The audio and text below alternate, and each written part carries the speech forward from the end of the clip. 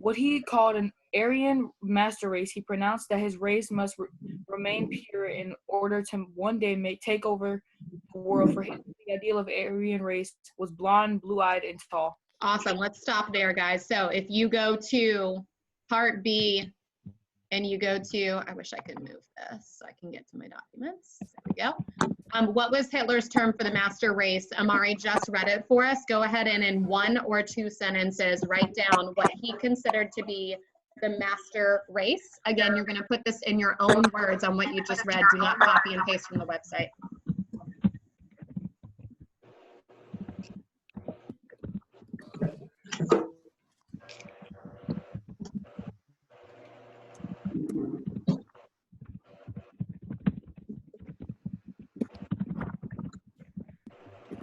Down and do something, James. You got a backyard.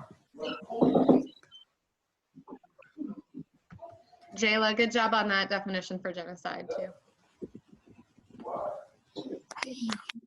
Did you just do a hair flip?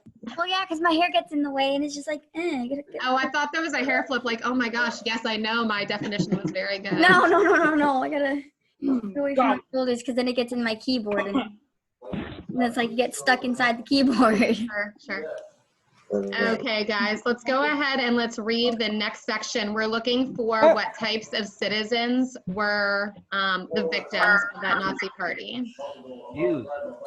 Jews, right. Well, it wasn't just Jews, and that's what I want you guys to learn about. So that's what we're going to go look at right now. Oh my gosh. That was not whitey. Get out of my way. Okay, here we go. Okay, so it's actually in the second paragraph here that we're gonna read. Caleb, can you read paragraph 2 for me? Who? Caleb. You, Caleb. I can't read. I read like a robot. Caleb, I know, but you told me you wanted to be the teacher one day, so if you can't even read a paragraph, I can't ask you to lead a language arts. Imagine not being able to read. I wanna be the teacher one day. All right. Go ahead, Caleb. When Hitler came to power, when Hitler came to power, these beliefs became I can't read, never mind. I can't. Fine. You've got it. These beliefs became the government ideology. That's a big paragraph. And, I can't read. I read like a robot. Oh my God, you're fine. Okay, Jayla, can you pick up from government ideology? Yeah, and were spread in the publicity. No, you read. Shut up.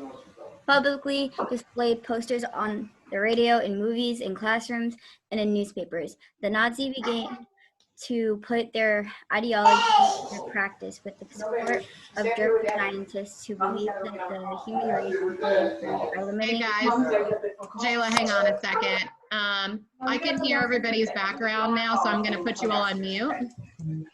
Go see Daddy. Okay, and Jayla, are you unmuted? No. Okay, Jayla, I just unmuted you so you can keep reading for everybody. Sorry, can you pick up with that sentence the Nazis began to put? Yeah, the Nazis began to put their ideology into practice with the support of German scientists who believed that the human race could be improved by limiting the reproduction of people considering inferior. Beginning in 1933, German physicians good. were allowed to perform forced sterilizations operations, making it impossible for the victims to have children. Among the targets of this public program were Roman Gypsies, an ethnic minority numbering about 30,000 in Germany, and handicapped individuals, including the mentally ill and people born deaf and blind. Also victimized were about 500 African German children, the offspring of German mothers and African colonial soldiers in the Allied armies that occupied the German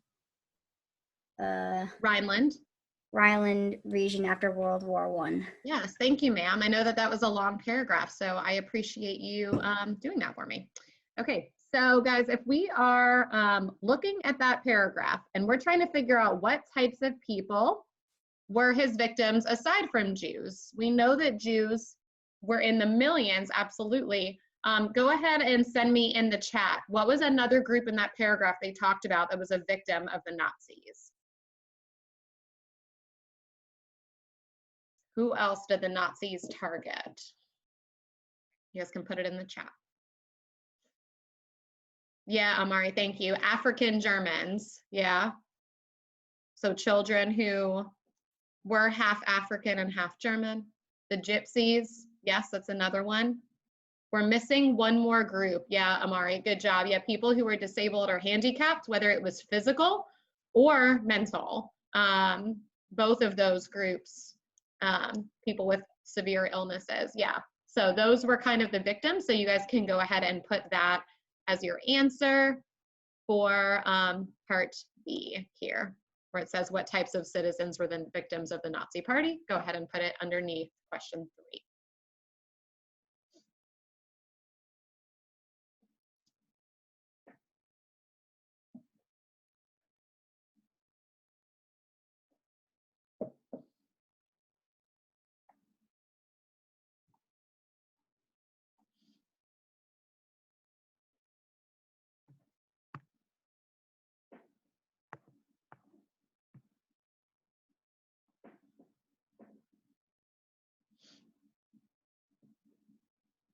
Okay, we're gonna move on to part C. Let me close out some of these.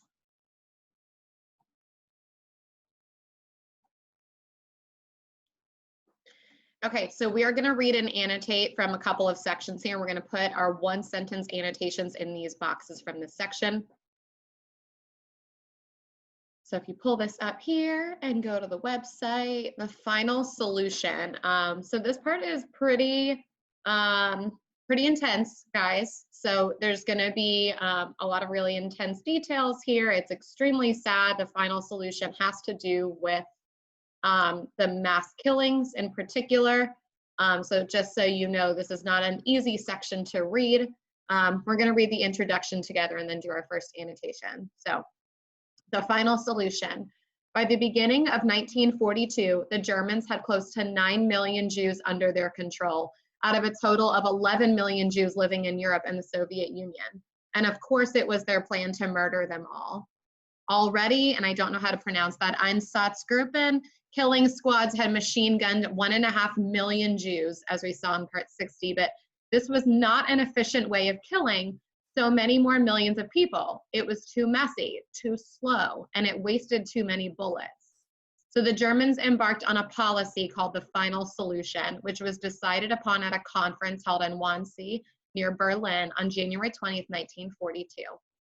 And here is a piece of that policy. Instead of immigration, there is now a further possible solution to which the Fuhrer has already signified his consent, namely deportation to the east. So deportation, taking a group of people and moving them. Although this should be regarded merely as an interim measure, it will provide us with the practical experience which will be especially valuable in connection with the future final solution. In the course of the practical implementation of the final solution, Europe will be combed from west to east.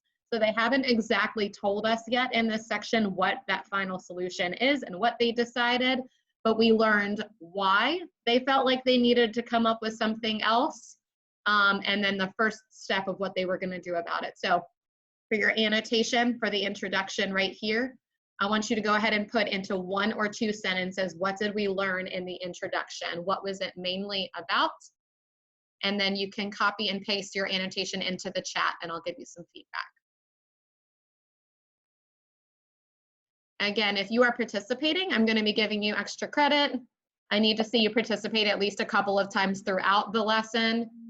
If I don't hear from you for 30 minutes straight, I'm not going to give you extra credit for the lesson today for joining.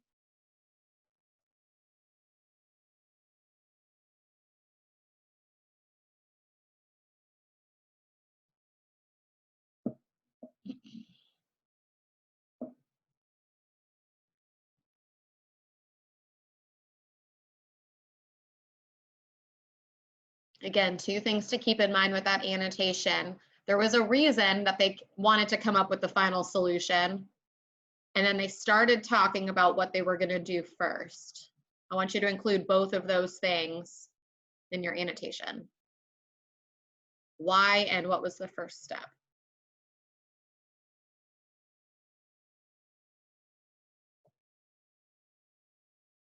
While y'all are doing that and then putting it in the chat, I'm going to touch base with my husband real quick and see if he's heard from the vet. Yes, Amari, great job. That's exactly what I was looking for.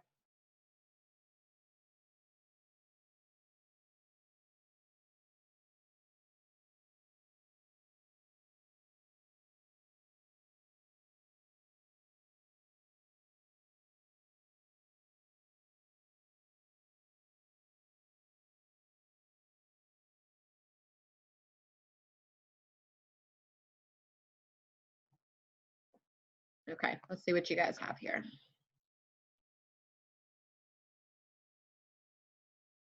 Yeah, Edison, great job. That's exactly what I'm looking for. Jayla, great job.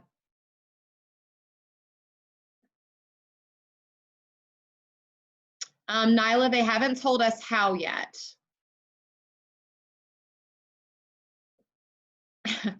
Ayana, stop making fun of me. Jesus Christ.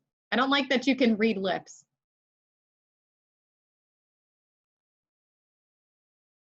Okay, guys, let's go on to section 2 here. So we're going to go to the death camp section.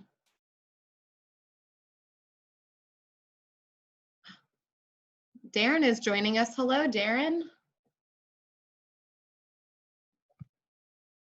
Okay, section 2, the death camps. The final solution, the systematic gassing of millions of Jews, was put into place primarily by the top Gestapo brass, namely Adolf Eichmann and Reinhard Heydrich.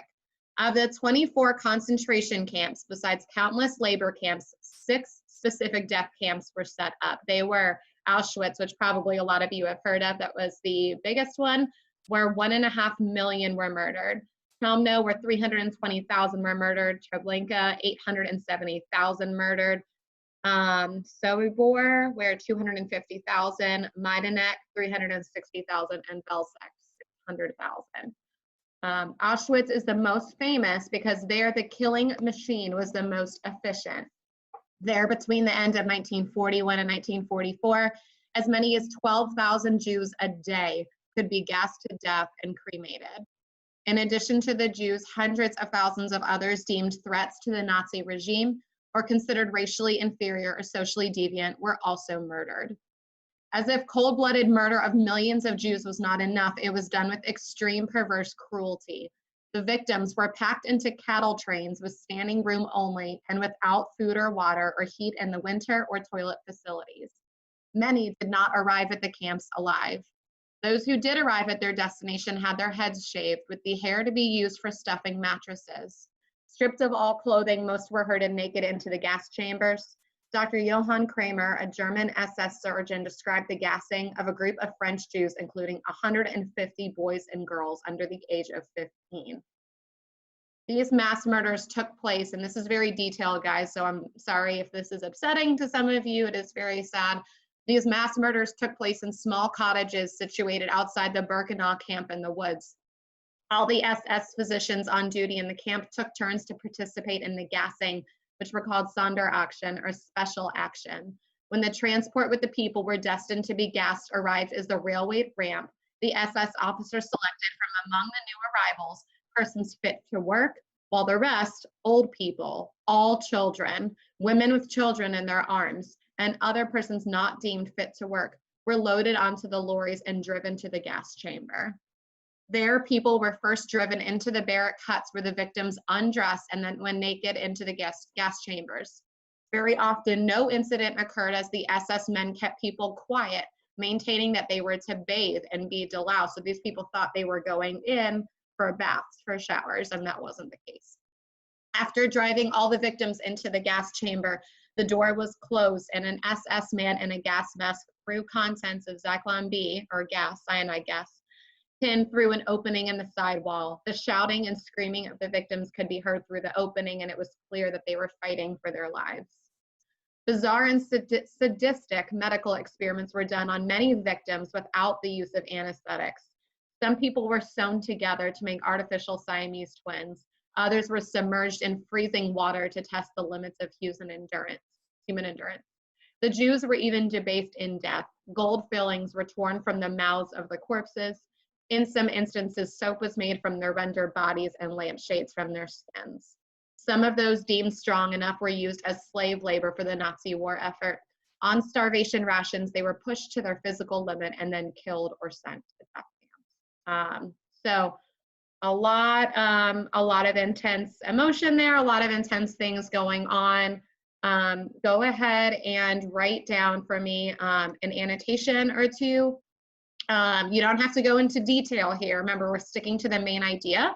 But what is the point of this section? What are they trying to teach you about the Holocaust during that section that we just read about what the final solution was? Go ahead and write it down, and then when you're ready, you can put it into the chat. Yeah, Nyla, that's a good annotation.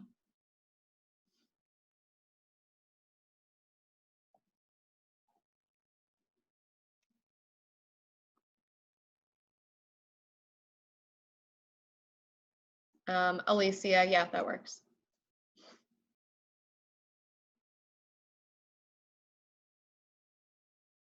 Caleb, that's good. Jason, not so much of the why in this section, more of the how, right? They gave us a lot of hows here, how they did it.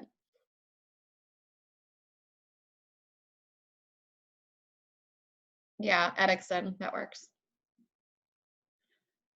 So when I was in college, and you guys can keep working on that annotation. Yeah, Jaden, that works. When I was in college, I actually went to North Africa, to a country called Tunisia for a couple of weeks, but we stopped over in Germany on the way there. And we stopped at they took us through one of these death camps called Dachau in near Munich. And it was really, really scary and really frightening. They had all of us college students like walk around the camp, and they actually walked us through the gas chambers and the bedding area and everything. It was really, really frightening to kind of walk through, but really important, right? We need to learn this stuff so that we can make sure that it's not repeated and that nothing like that ever happens again. And that's why we keep learning about it. Yeah, Amari, that's good. Jayla, yeah, okay. I haven't heard from a couple of you in a good like 15 minutes. You might want to be participating and put some stuff in the chat. All right, let's do that last section. All right, resistance efforts. I think that's the last section, right? Yeah, so we're gonna do the last one in resistance efforts here. Any attempt at escape or resistance was met with brutal reprisal. So think about resistance to go against something, right? For example, on March 14th, 1942, a number of Jews escaped from a work detail in Ilja, Ukraine, and joined with partisans. In revenge, all old and sick Jews were shot in the street, and 900 more herded into a building and burned alive. Sam Halpern, a survivor of the Kamionka labor camp, explained, "I would never consider escaping. I will not have others killed because of my decision." So that was a big part of it. You were afraid to kind of fight back or to run away because they wouldn't have just killed you. They might have killed other people that you were with, and you were afraid for others too. Nevertheless, in at least 5 camps and 20 ghettos, there were uprisings. The most famous attempt was the Warsaw Ghetto Rebellion. On April 19, 1943, the Nazis began the liquidation of the ghetto, that is, shipping off the Jews to Auschwitz, and they were met with armed resistance. Mordecai Anowitz, who was 23 years old and one of the leaders of the Warsaw Ghetto Uprising, wrote in his last letter, this is April 23rd, 1943, so this is one of the Jews who fought back. This is what he wrote. "What happened is beyond our wildest dreams. Twice the Germans fled from our ghetto. One of our companies held out for 40 minutes and the other for over 6 hours. I have no words to describe to you the conditions in which Jews are living. Only a few chosen ones will hold out. All of the rest will perish sooner or later. The die is cast. In the bunkers in which our comrades are hiding, no candle can be lit for lack of air. The main thing is my life stream has come true. I have lived to see Jewish resistance in the ghetto in all its greatness and glory. So basically, even though he knows they're all going to die, they're still fighting back regardless in this particular small ghetto of Warsaw. But in the end, the Jews were no match for the artillery, the machine guns, and the troops of the Germans. Compare 1,358 German rifles against 17 among the Jews. So they knew that they weren't going to beat this, but they were still fighting back anyway. The end result was that the entire ghetto was destroyed with those hiding in bunkers burned alive. So we have a lot in this last section talking about the resistance. So I want you to put that in your annotation.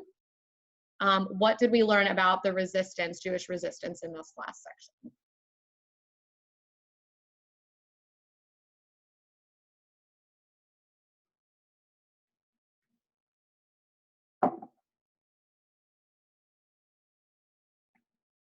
Crystal, think more in terms of resistance for the last one. But you got it for the middle one. Yeah, Nyla, good. Caleb, it wasn't a lot of them. If you go back to that section, it was only saying there were small, certain groups that tried to resist. It wasn't a lot of people trying to do it. So go back to that section again and take a look. Yeah, Ayana, good job.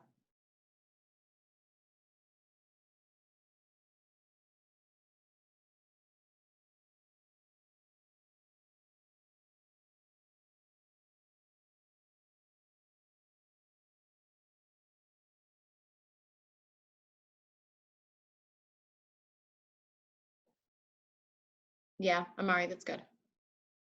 Let me give you guys about 20 more seconds if you want to copy and paste your chat in. And I am tracking who I am hearing from on this call.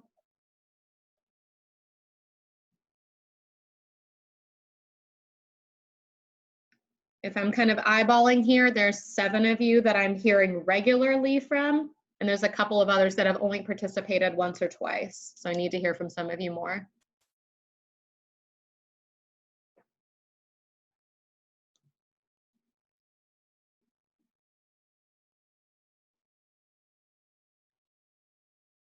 Yeah, Edixon, good job.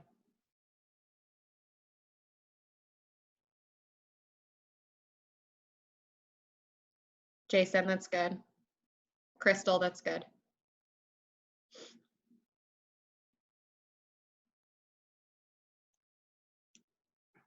Yeah, Jayla, good job. All right, guys.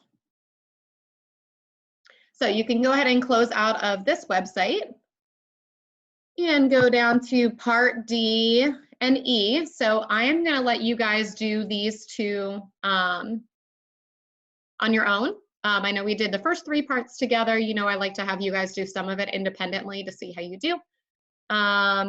So part D, what you're going to do, and I can show you here, is there are 5, don't worry about the chart at the bottom, but there's 5 pictures you can click on to make them bigger, this, and then you can click the back button. So you're going to pick one of these 5 pictures, and on here, you're going to write about it in 3 sentences. Why do you think that picture is important? You can use any background knowledge about what you already knew about World War II, or maybe what you learned in today's reading. What do you think is happening in that picture, and why do you think it is important? This question right here is really key when you're answering. So you're going to pick one of those 5 pictures. Make sure you tell me which picture that you picked, so that I know which one you're talking about. 1, 2, 3, 4, or 5. And then the last part E, you're going to, you don't have to annotate it, but you are going to read this poem that's on here. It was written by a survivor of the Holocaust. Couple of stanzas again. You do not have to annotate that poem, but I do want you to read it. And then in 2 sentences, what is the theme to be learned from reading this, and why is it important? Somebody in the chat, tell me, what is theme? Remind me what theme is.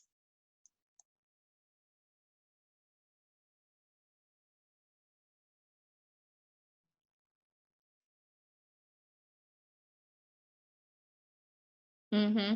Good, Josiah. Who else? What is theme? Yeah, good job, Ayana. Mm-hmm.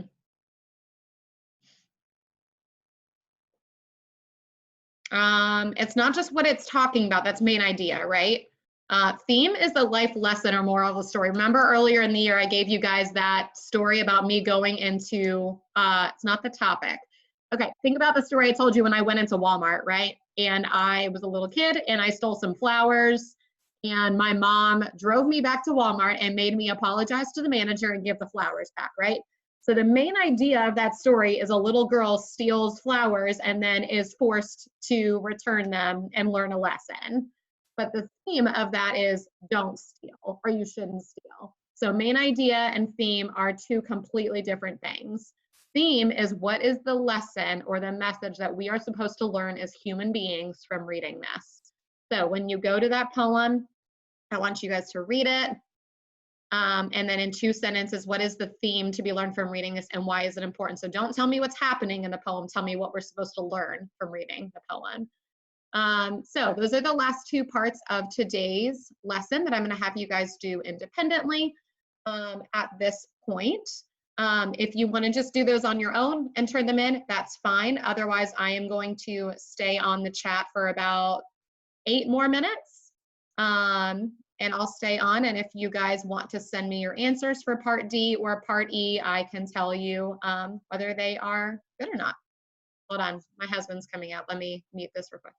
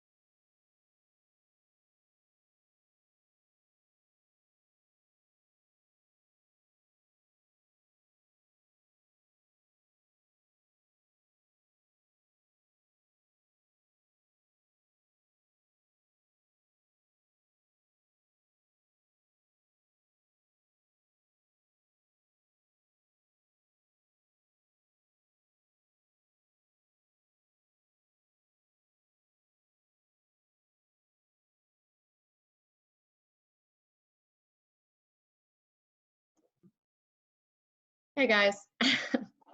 Ayana, don't make fun of me. So my dog woke up from anesthesia, so that's good, through his procedure, and he is doing okay. And they are waiting on some test results to come back, but we get to go pick him up from the vet later on today. So that's good. No, you guys won't have to read. They're not going to keep everybody back in 8th grade, y'all. Like, as long as you do the work. Like, if you're not doing any work and you have a bunch of zeros, then yeah, you can fail, but they're not going to keep everybody back because of coronavirus. Unless you guys just want to be in my class again next year. Although you probably have a different teacher. Like, I would still be in my position, but you would have like a teacher again. Nyla, are you saying bye because you're getting off the call, or bye like you're going to high school and you're not coming back to 8th grade again next year? Okay, well, have a good day, Nyla. I appreciate it. As long as we can keep it ish quiet, I will unmute you guys and you can just message me in the chat if you have any, what's it called? Answers that you want me to give you feedback on and take a look at.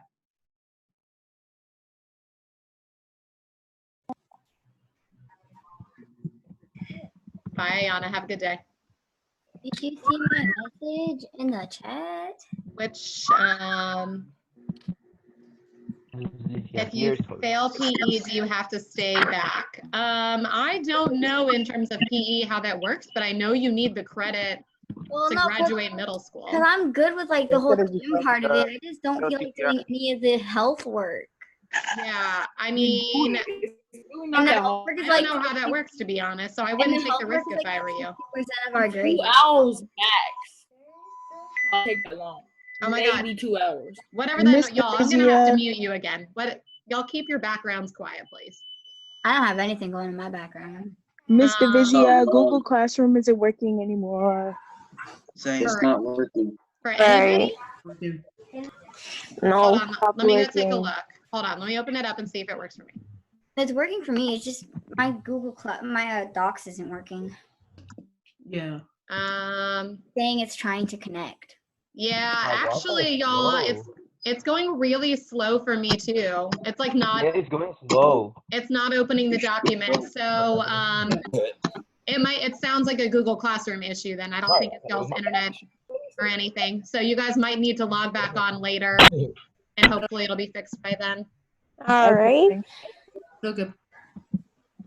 Thank you guys for doing the lesson with me today.